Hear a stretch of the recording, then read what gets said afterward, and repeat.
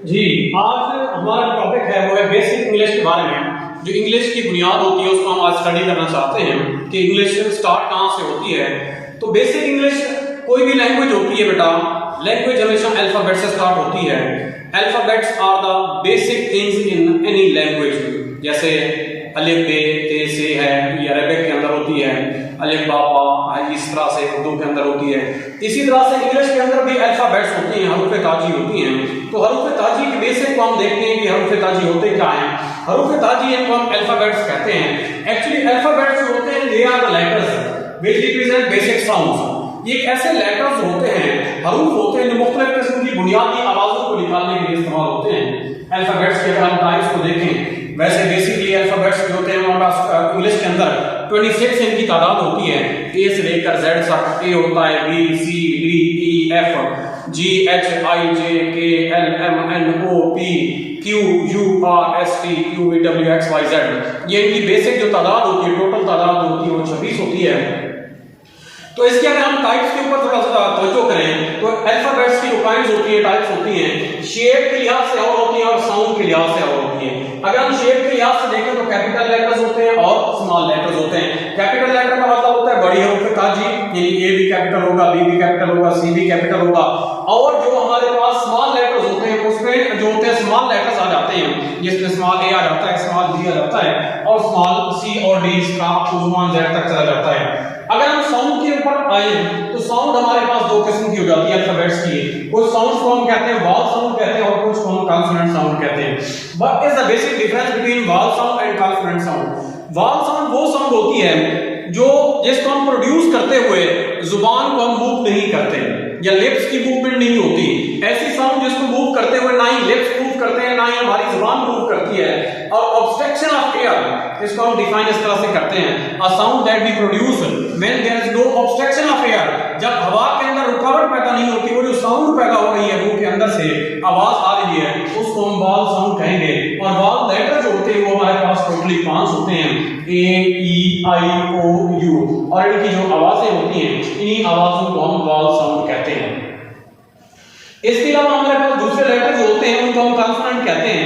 Consonant letter कौन से होते हैं? कॉन्सोनेंट लेटर भी साउंड के ऊपर डिफरेंशिएट करते हैं, जो साउंड के ऊपर डिपेंड करते हैं। वो ऐसे लेटर जिनको प्रोड्यूस करते हुए, जिनको अटर करते हुए हमारे लिप्स क्लोज होते हैं या टंग की मूवमेंट होती है या लिप्स की मूवमेंट होती है, तो वो लेटर जिनको प्रोड्यूस करते हुए, प्रोनाउंस करते हुए लिप्स हमारे मूव करते हैं, उन लेटर्स को हम नाम देते हैं, कॉन्सोनेंट लेटर का नाम देते हैं। इनमें आ जाता है बी आ जाता है, सी आ जाता है, डी आ जाता है, एम आ जाता है, पी आ जाता है और इनकी टोटल तादाद जो है 21 बन जाती है। वो 5 हो जाते हैं, ये 21 हो जाते हैं। इस तरह टोटल ए से लेकर जेड तक 26 लेटर्स बन जाते हैं। अगर हम आगे मजीद चलें तो वॉवल साउंड के अक़साम को अगर हम देखें तो वॉवल साउंड भी मुख्तलिफ किस्म की होती हैं। कहीं पे शॉर्ट वॉवल साउंड आ जाती है, कहीं पे लॉन्ग वॉवल साउंड आ जाती है और कहीं पे डिफ्थोंग आ जाती है। आइए जरा इसका ऑपरेशन करते हैं कि शॉर्ट वॉवल साउंड कौन से होते हैं। शॉर्ट वॉवल साउंड में ए ई आ जाता है, ई आई यू। ये 3 ऐसे वॉवल्स हैं जिनकी जो साउंड होती है वो शॉर्ट वॉवल साउंड कहलाती है। जैसे hang, H E N hang, B E D bed, H E N hang, B E D bed और B I G big and D I G dig, S U N sun, G U N gun. ये जो sounds हैं, I sound है, ई sound है या you sound है, इसको हम कहते हैं these are the short vowel sound. एक छोटी सी आवाज पैदा होती है, ए साउंड आती है, ई साउंड आती है और आ साउंड आती है।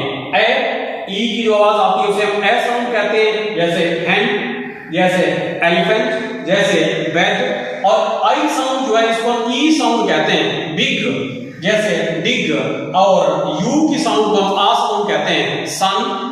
आ साउंड होती है, जबर वाली होती है, सन। और जैसे गन आ जाता है। इसी तरह के और भी लफ्ज़ होते हैं, देख लीजिएगा।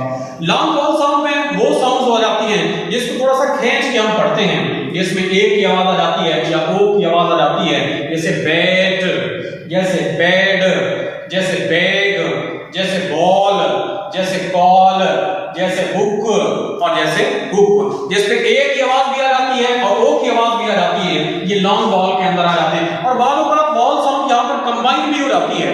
जब ई डबल ई कंबाइन हो जाती है तो लॉन्ग वॉल साउंड देती है, डबल ओ कंबाइन हो जाता है तो वहां भी लॉन्ग वॉल साउंड देते हैं, तो ये भी लॉन्ग वॉल साउंड होती है। डिफ्थोंग क्या है? साउंड के अंदर एक टर्म इस्तेमाल होती है डिफ्थोंग। डिफ्थोंग कहते हैं सिलेबल में टू वॉल साउंड, एक ऐसी आवाज होती है जिसमें दो वॉल साउंड आ जाती है, एक एट द स्टार्ट आ जाती है और एक एट द एंड आ जाती है। With two wall sound at the start and at the end, एक स्टार्ट पे आ जाती है और एक एंड पे, जैसे रेट, एटी रेट, ए साउंड भी है और ई साउंड भी आ जाती है, दोनों वॉल लेटर्स के अंदर मौजूद हैं। लेट, बेस और इसी तरह rise, rise, nice, life, joy, toy, go, no वगैरह वगैरह। तो these are known as diphthong। इसको हम थोड़ा सा रिवाइज करते हैं अगेन ताकि आपको अच्छे तरीके से समझ आ जाए। तो आज का जो हमारा टॉपिक था वो अल्फाबेट से रिलेटेड था। अल्फाबेट्स होते हैं, they are the basic things, basic elements in any language. किसी भी लैंग्वेज के अंदर जो बेसिक एलिमेंट्स होते हैं मेरे बेटा वो हरूफ ताजी होते हैं, जो अल्फाबेट्स होते हैं। A set of basic sounds होती हैं, अ सेट ऑफ लेटर होते हैं विच रिप्रेजेंट बेसिक साउंड्स होते हैं। इनकी टोटल तादाद ए से लेकर जेड तक 26 होती है। इसको शेप की बुनियाद पर दो हिस्सों में डिवाइड करते हैं, एक को हम कैपिटल लेटर्स कहते हैं, एक को हम स्मॉल लेटर्स कहते हैं। कैपिटल में बड़े हरूफ ताजी आ जाते हैं, A B C D F to D up to Z तक बड़े हरूफ ताजी आ जाते हैं, और स्मॉल लेटर के अंदर छोटे हरूफ ताजी आ जाते हैं, small A B C up to Z तक चले जाते हैं। If you look at the sound, अगर हम साउंड पे गौर करें तो these alphabets इनकी हम दो टाइप्स ऑफ साउंड के लिहाज से करते हैं, कुछ को वॉवल साउंड कहते हैं और कुछ को कॉन्सोनेंट साउंड कहते हैं। वॉवल साउंड को बेसिकली डिफाइन इस तरह से करते हैं कि वो साउंड जिसको अटर करते हुए हमारे लिप्स की मूवमेंट नहीं होती, हमारे मुंह के अंदर से हवा के अंदर मज़ाहमत पैदा नहीं होती, रुकावट पैदा नहीं होती, उस साउंड को हम नाम देते हैं वॉवल साउंड का नाम देते हैं। और इसके हमारे पास 5 वॉवल लेटर्स होते हैं, ए ई आई ओ यू होते हैं, इनमें इनकी तादाद 5 होती है और इसकी साउंड जो होती है वो मुख्तलिफ होती है। इसी तरह कॉन्सोनेंट लेटर है, कॉन्सोनेंट साउंड होती है वो साउंड जिसको प्रोड्यूस करते हुए हमारे लिप्स भी मूव करते हैं, हमारी टंग भी मूव करती है, और बाद औक़ात हमारे ऑब्स्ट्रक्शन ऑफ एयर भी आ जाता है, हवा के अंदर रुकावट भी पैदा हो जाती है। इसको हम नाम देते हैं कॉन्सोनेंट साउंड का। कॉन्सोनेंट साउंड में बी आ जाता है, सी आ जाता है, डी आ जाता है, एम आ जाता है, पी आ जाता है।